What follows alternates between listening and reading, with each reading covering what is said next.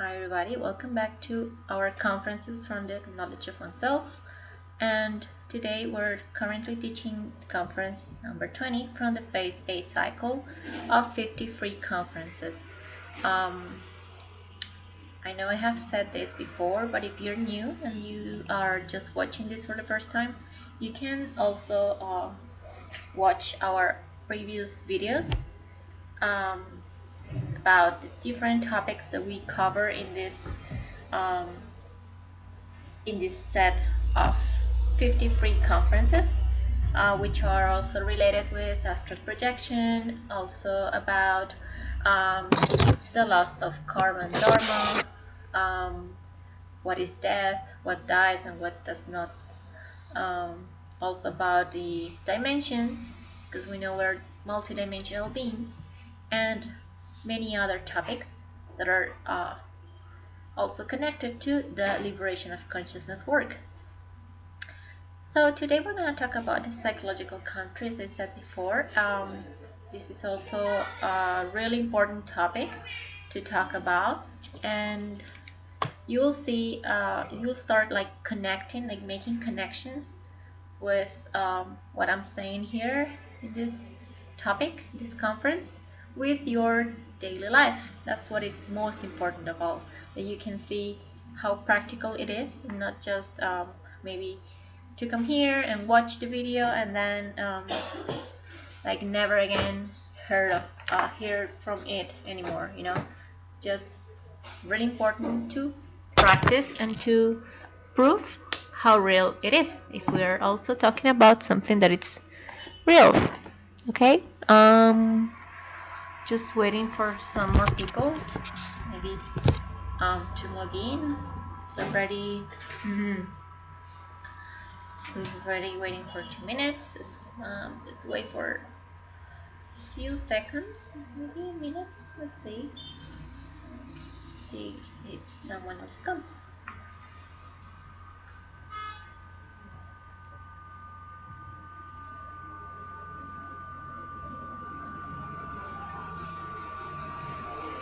All right. Okay, I think we can start now. It's just giving just some minutes and some time for other people to come and log in to the conference, as they are signing into Facebook and getting the notifications from their Facebook. Okay, all right, let's start now. Let me turn on the camera. Can see me here? Yeah. All right. Okay, so let's start. So unquestionably, just as there is an external country within which we live, there is also a psychological country within us. People are never ignorant of the city or the region or the place where you live. Yeah, unfortunately, the psychological place in which we are right now is unknown to all of us, unless we can observe it. At a particular point in time, anyone would know what neighborhood or community or the place where you live in your community you are in. But psychologically speaking, it does not happen that way. Why? Because normally people they really don't know, they do not have the slightest idea of where they are in their psychological country at any given moment. It's just not, I'm not saying like on a daily basis, but like minute by minute, or like hour by hour, or every single event of our lives. We don't know. So just as there are communities of decent cultured people in the physical world, the same occurs in the psychological region within each one of us. Without a doubt, there are very graceful and beautiful communities within us. So you can also evidence this in your astral experiences. When I say astral, when I'm referring to is your dreams, the dream realm in which you enter every night or every time you go to sleep.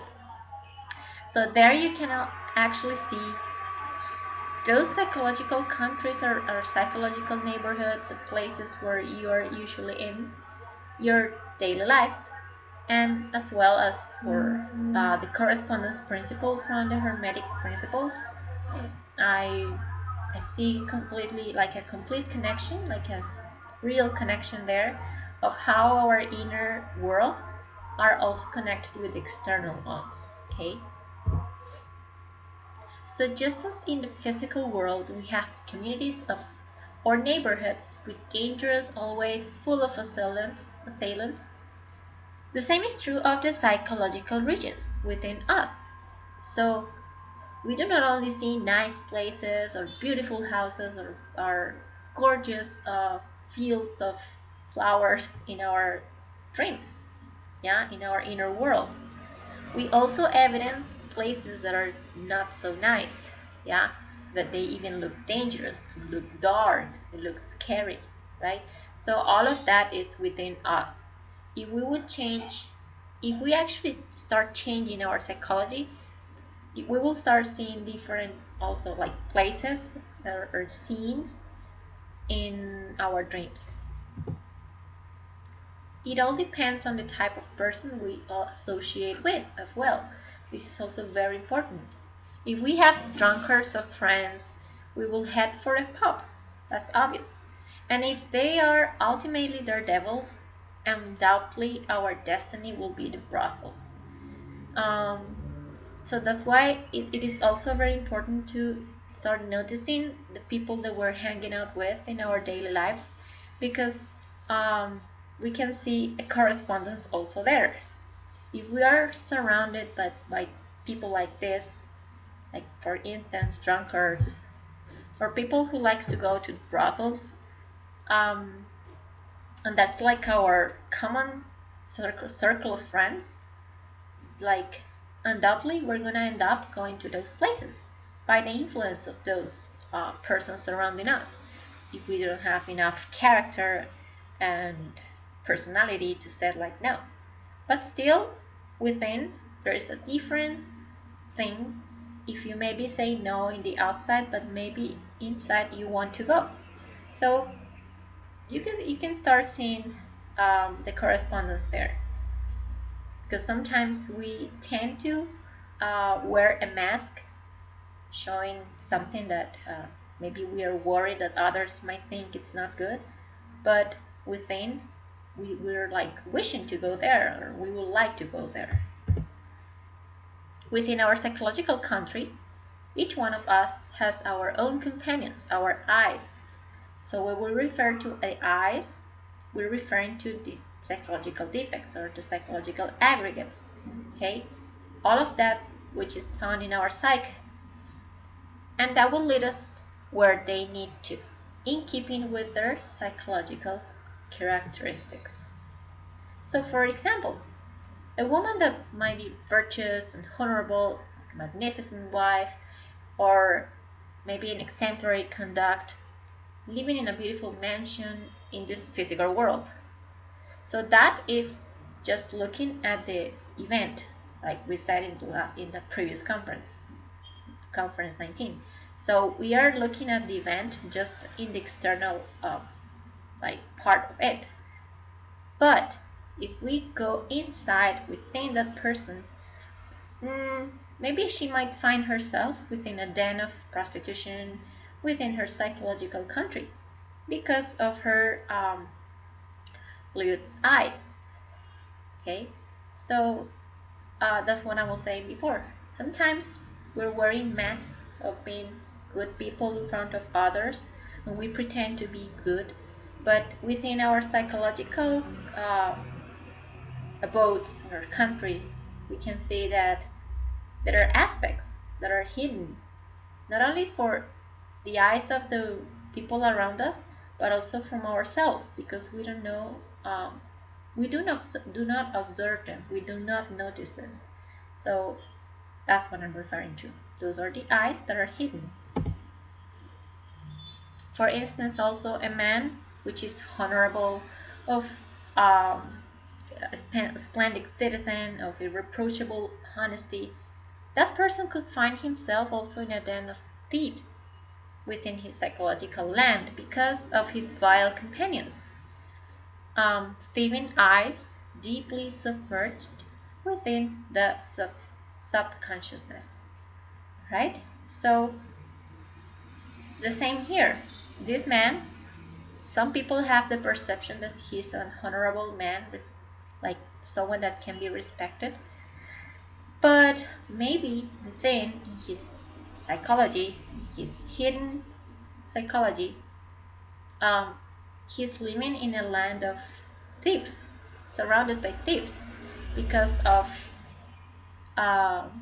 those elements that are in our subconsciousness that is even more profound, like deeper than the unconsciousness. Those are usually things that are coming with us from previous existences, but we do not notice them. Another example, let's say a different example, like an anchoret, a penitent, or possibly a monk living austerely within his cell in a monastery could find himself psychologically situated within a colony of murderers, gangsters, attackers, even drug addicts. And this is due precisely to the infraconscious or unconscious eyes. So those eyes, so the eye, the eye of murdering, the eye of the gangsters, the eye of attacking others, the eye of drug addiction, those psychological aggregates are like so hidden from our side and from obviously from the others.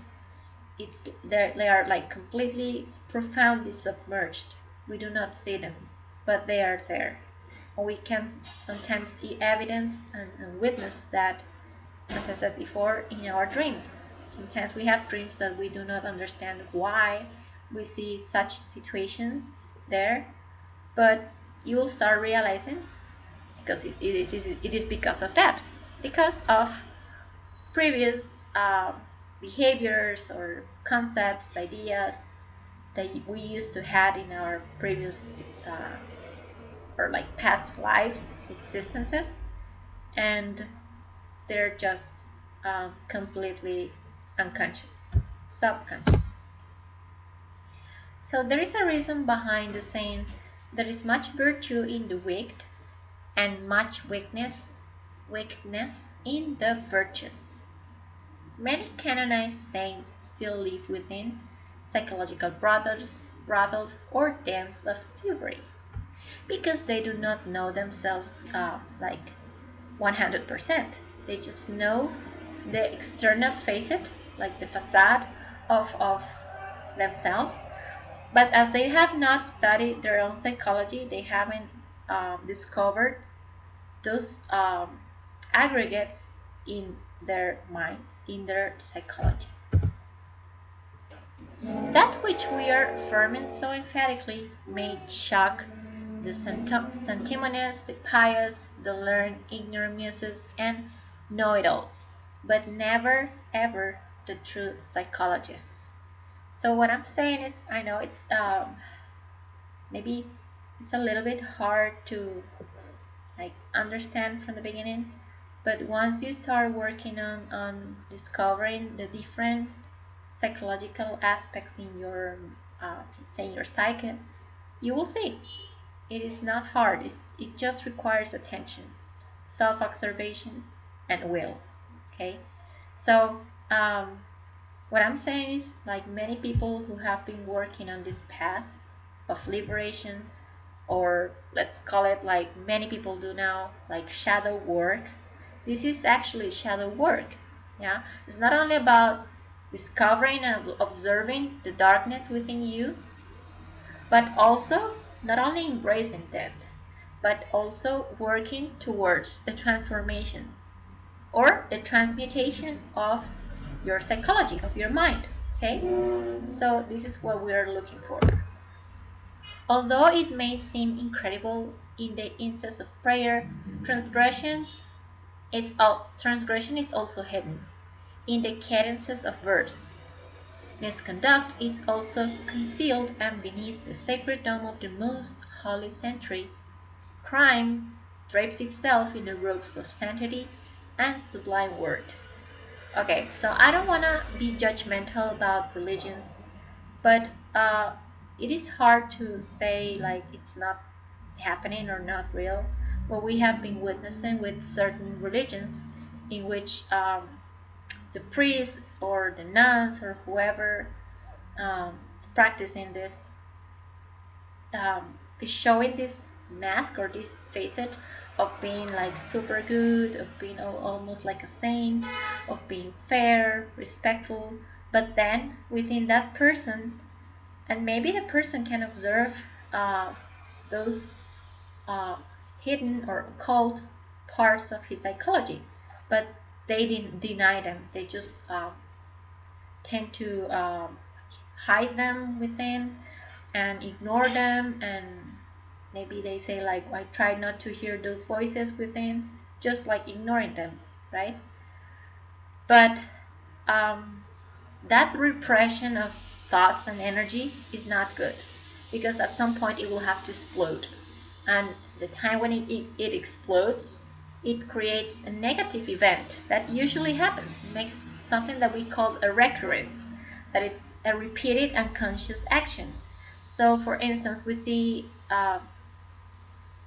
practitioners um, or people who are inside that those churches or religions, which we have been watching news for like so many years now about crimes regarding pedophilia and other things that I just don't want to talk about that now.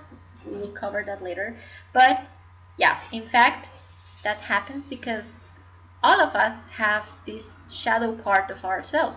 And one thing is to accept it, another one is to deny it and repress it, and another one, which we are aiming here, is to transform it.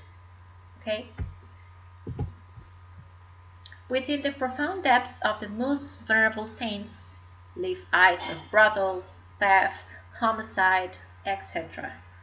They are inhuman companions hidden in the bottomless depths of the subconsciousness. For instance, I can say by the experience of people very close to me um, who attended these like monasteries, or these places where they received education for to become maybe priests, nuns, whatever, and they observed that there were some behaviors that are not considered correct.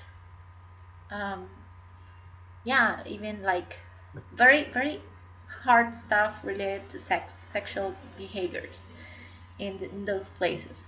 So they might be wearing robes as saints, or we can see them like they're pious and venerable, but within them, their own psychology, there's something completely going on.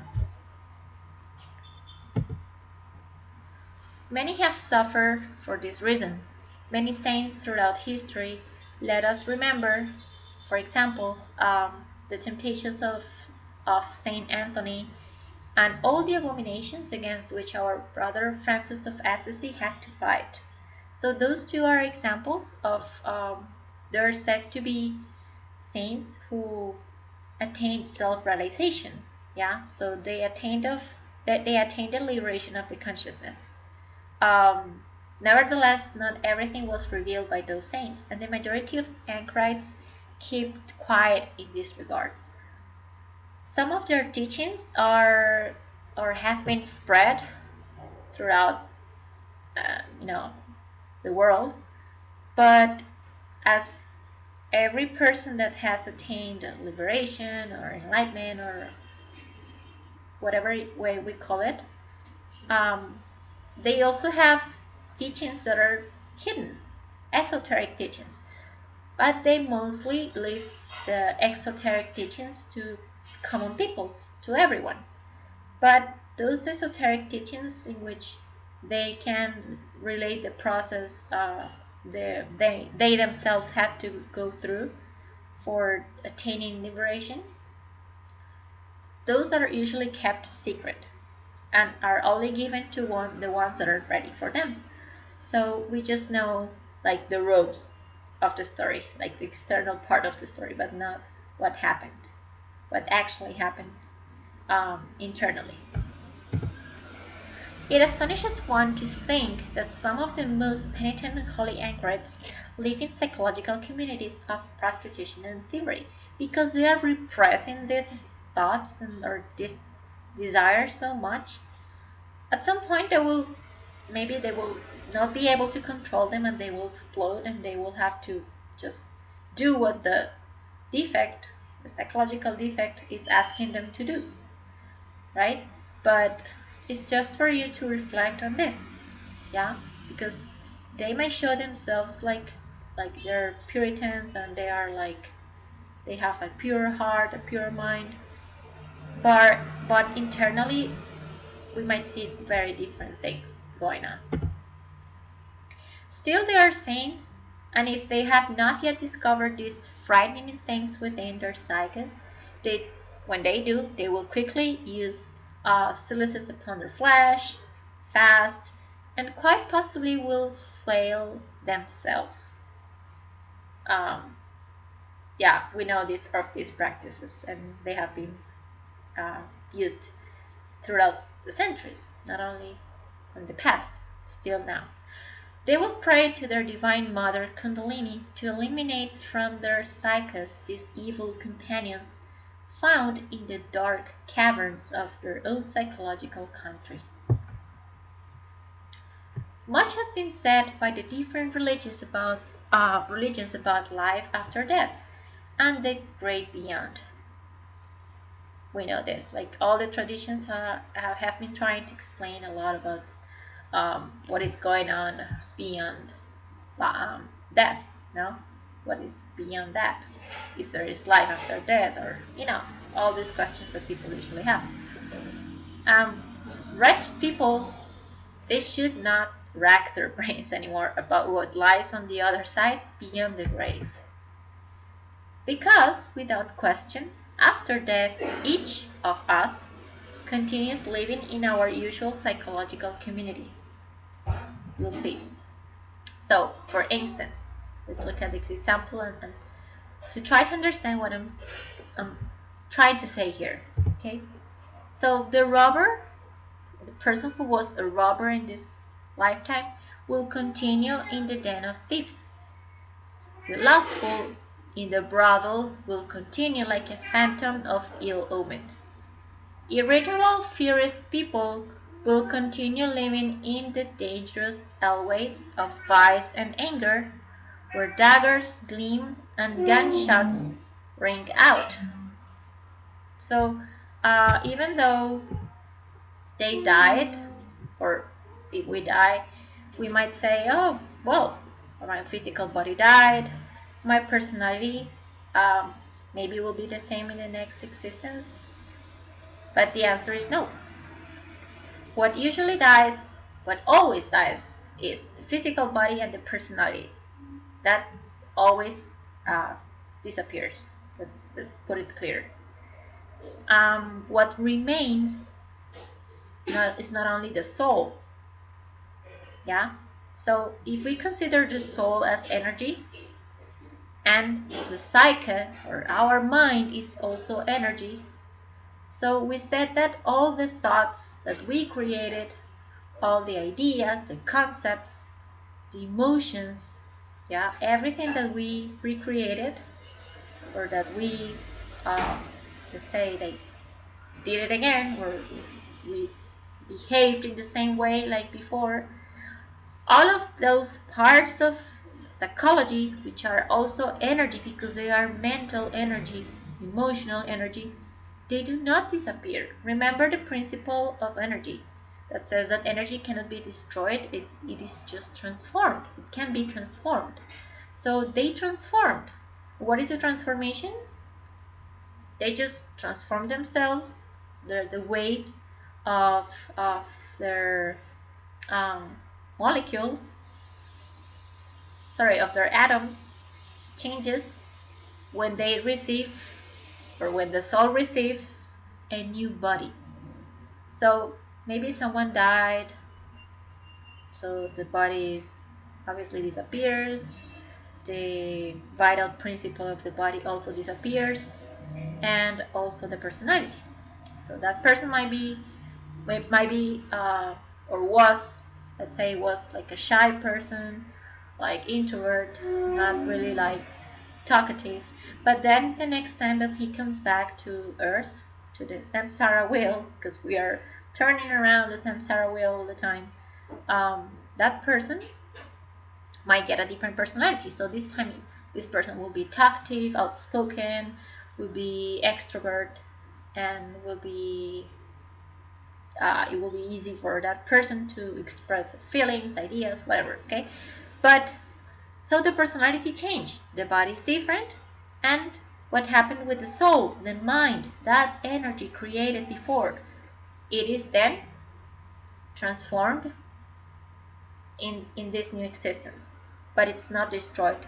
So the body again, the person itself receives again that mind, that those hidden thoughts, hidden emotions, everything that was created in the previous existence and even from more previous existences is there.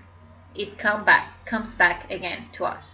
So that's why we have behaviors that we do not explain why we have them. Like oh, my dad and my mom are like this. They behave this way. They are super organized. They are very like they like to have their house clean, and they, they're not messy. But maybe I am messy, and even though they have taught me many times how to clean my house, how to do my chores, my tasks in the house, and still I do not do it. I don't like it. Yeah. So because maybe I was a very messy person before, and now it is harder for me to actually do it. You know, it's just an example. But let's say with it's something that is more noticeable, like anger. Yeah.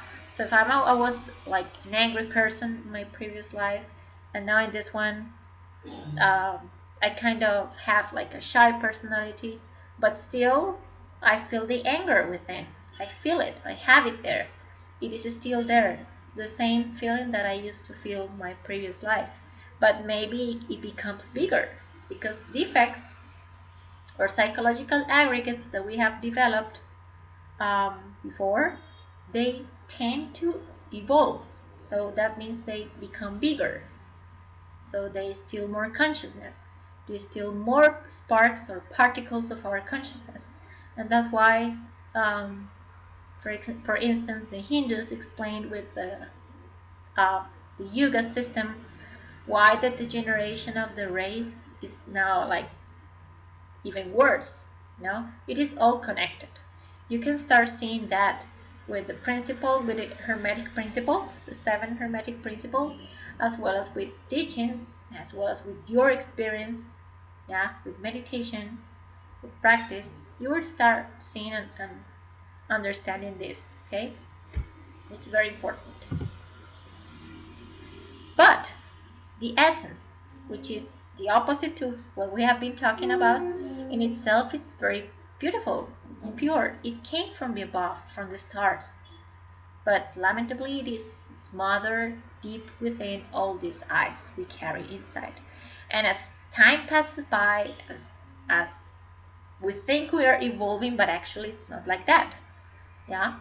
So we came from a golden age to a silver age to an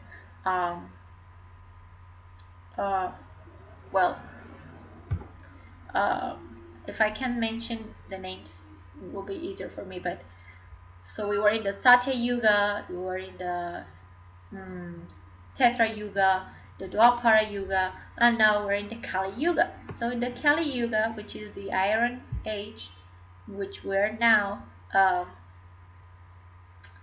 right now our psychology is terrible. It's terrific. It's full of so many things, full of so many concepts, ideas, thoughts, and desires, and there is like so much suffering, so much identification with the world, with the physical world, so much identification with our feelings, Yeah, we think we are our feelings, we think we are our emotions, our thoughts, but it's not like that. That's where we're not. That is not the real part of us. So it is very important to understand that the essence, that what is real, the spirit, um, right now is completely smothered within ourselves by these eyes, because those eyes are the ego itself. So when we talk about ego, ego is just not one little thing. It is like a big thing that is made out of many parts, and those parts are those psychological eyes. So the essence, by contrast, we can say that it knows how to retrace its steps and to return to the point of the origin, to go back to the stars. But first, it must be liberated itself from its evil companions, who have trapped it within the slums of perdition. So the problem right now with spiritual work, with people, for instance, if you relate with this, I know a lot of people who are in the spiritual communities now are talking about just being light workers. Yes, our aim is to attain the light, to reach that point of light. But how are we supposed to reach that point of light if we do not change ourselves? We cannot pretend we're gonna be attaining enlightenment or reaching light if we are the same, if we're not even able to observe our mind, our psychology, because we are fragmented into emotions, thoughts, desires, actions, words, the things that we say, things that we do. Yeah, so it is more complex. I know they really want to go back to the source, to the infinite, but it's not like that. It's not that easy. So masters that attain that state before, um, let's say that they're kind of being romanticized, like the way they did it. Like nowadays we see spirituality more like a little hill full of flowers, which it is also, but we do not see what is really what it is. Like it is a mountain. We need to climb that mountain step by step so that we reach that point. Yeah. So that's the real spiritual work. If you're really aiming to attain the enlightenment or the liberation of your consciousness, it is a hard work. It is something that you need to do day by day, step by step, with patience, perseverance, right? Practicing, and not just expecting to happen to come to you because you think in your mind that you want it and you are good and you want to change, and just like mere ideas or mere repetitions of words. That doesn't work like that. So first we need to transform ourselves in a deeper level, in a more profound level, not like this.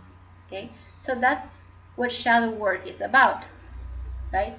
So first we need to um, observe the way we are right now, transformed that way of being, and then we can start talking about reaching light. Because believe me, in the fifth dimension, they're not gonna have drunkards or alcoholics or drug consumers, lustful people, envious people, greedy people, um, yeah, like people who get angry at like every single little thing, lazy people. No, they're not gonna uh, get there to that point. So it's just for you to really reflect upon this, what I'm saying, and um, start thinking what are you aiming for? What do you want to do with your spiritual work? Okay. All right. So when those distinguished Christified masters, Francis of Assisi and Anthony of Padua, discover within themselves the eyes of perdition, they suffer terribly. There is no doubt that by means of conscious work and voluntary suffering, they succeeded in reducing to cosmic dust the assembly of inhuman elements that lived within them. Without a question, those saints became Christified and returned to the point of origin, after much suffering. So all that suffering that we are talking about is being able to really destroy those ideas that you think you are, or that you think it's your reality, and transform them, becoming objective and not subjective. So that is learning to see what is real behind every situation and not the mere perception of the senses. First of all, it is necessary, urgent, and imperative that the magnetic center, which is abnormally established in our false personality, be transferred to the essence. So when we talk about the magnetic center, it is, we can say, for instance, it's like the time, um, the routines, the practices, how much time do you use for meditation, how much time do you practice or try the practices that we're giving you, for instance, and like how much time, how long does it take for you to start with the process or with this work? Are you actually doing it, or are you just repeating and repeating mere words? So it is important to practice, okay? To practice. And to start moving that magnetic center in which we are now, like if we say the false personality, that means like if I spend 2 hours watching TV, 2 hours in my cell phone, 2 hours gossiping with my friends, then I sit somewhere in a corner and I start like criticizing people, and then I don't know. I'm not saying this is bad, but spent like 4 hours in sports, like practicing sports. That's too much. Sports are necessary, but everything that needs to be balanced. Okay. If you go to the 7 centers of the Human Machine Conference, there we are explaining the different types of energy that we are usually using in our daily lives. So you will understand what I'm trying to say about the physical energy, like the motor energy, motive energy. All right. So in this way, the complete human can initiate his journey from the personality up to the stars, ascending in a progressive didactic way, step by step, the mountain of the being. So that's what I was saying before. You see, we need to see this path as a mountain, not just like a small hill in which we're gonna find the sun at the end, and it's full of cover of flowers and there's no shadows around, and like everything is light. It's not like that. I know all of us want that, but we need to reach that point after we start transforming or transmuting ourselves. So that's why in the alchemy teachings from the medieval times or even before, they talked about those stages in which we are transforming ourselves. They use the terms more in the physical world with metals like gold or iron or copper, yeah, the sulfur. Then after that they can start transmuting them. Yeah, so it is all related to that. So if you have heard about alchemy and also have seen these beautiful pictures from the medieval times, like those books, they're showing the process, but sadly people understood this just as like for the physical world, like it was a process that it was carried out in a laboratory with lab coats and protective equipment, and then transforming this metal into gold, and then finding the philosopher's stone using just chemicals. No, it's not about that. It was all metaphorical. Remember that at those times, these people were persecuted and they were killed. In the Inquisition times,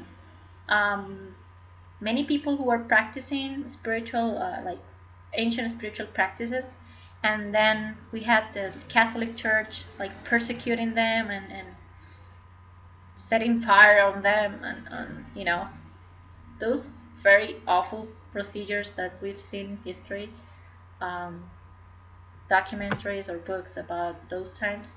Those were really dark times for humanity.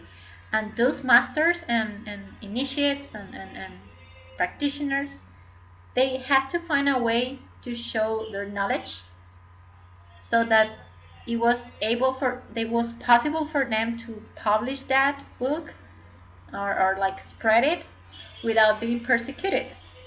So what they did is explaining in physical terminologies, like in a laboratory, So sadly nowadays we think it's literal like that. We think it's just going to the lab and doing that procedure, when in fact it is the transmutation and the transformation of our inner sulfur. Yeah, so that we can dissolve the stone. Yeah, it is all related. As long as the magnetic center continues to be established within our illusory personality, we will live in the most abominable psychological dance of inequity, although appearing to be splendid citizens in everyday life. Each of us, okay, let's look at another example. Each of us is characterized by a magnetic center. So let's look at the merchant. So the merchant has his magnetic center in trade, and for this reason they are involved in the marketplace and attract those with whom they have an affinity. So buyers and traders and all the people that are usually working on that area. Yeah. The scientist has his personality, in his personality, the magnetic center of science. So consequently, attracting all the scientific things. So books, methods, laboratories, conferences, and diplomas, and further studies, and even the colleagues around them. And now, if we look at the esotericist, has his magnetic center in the esotericism. This type of center evolves differently in relation to the personality. Undoubtedly, for this reason, the transference of the magnetic center from the personality to the, say, to be like a practitioner, the transference really occurs. When the magnetic center is established in the consciousness, that is in the essence, then the complete human being begins his return to the stars. So as you see, it is really important if we really want to attain the self-realization work or the liberation of consciousness work. It is primordial, if not supreme, like the supreme aim, to start establishing that magnetic center in the consciousness, that is practicing self-observation, reflecting, making introspections, also practicing, for instance, the other practices, astral projection. We will be giving you more practices as we start going further with the conferences, okay? So it is like that, like to see the real purpose of your life. It's not just to work and feed your family and buy clothes and go to the park and do this and do that. And at the end, what really transcends from that? You see, you will start seeing the importance of practicing and start transforming yourself. All right, so this was the conference for today. Just like a very brief summary or reminder.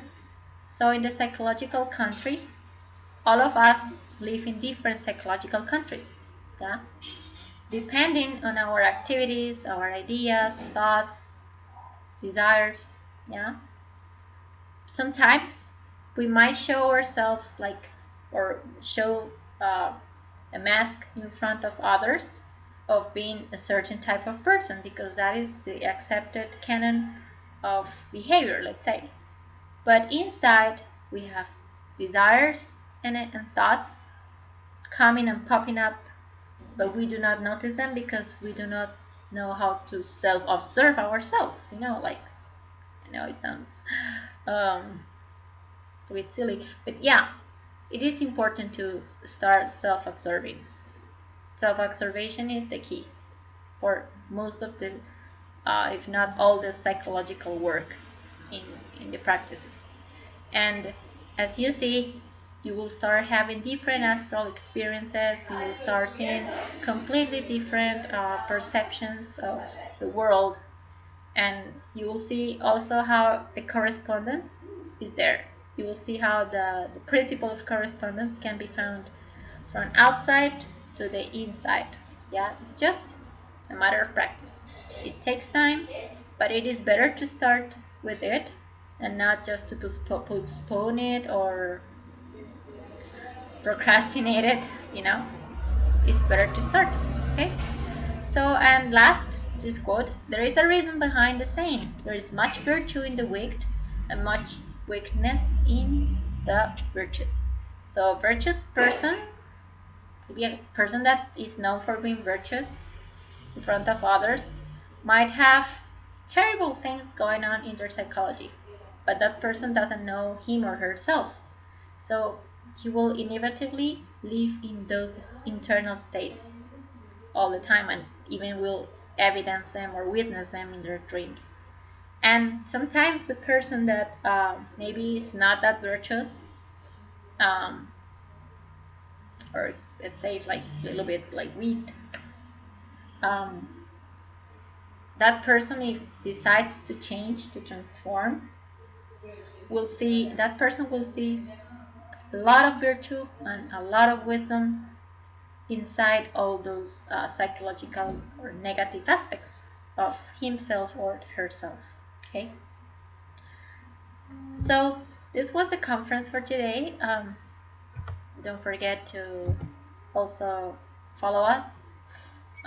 Here we have a phone number if you want, like if you have further questions about teachings and practices.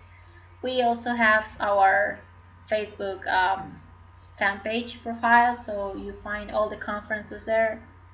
And we have also our YouTube channel and also Instagram. So if you have any comment or question, you have all the social media there. And thank you for coming today and watching the conference. I hope it is clear for you, or if you have questions or comments, just type them below in the comment section, and we will be looking forward to reply them.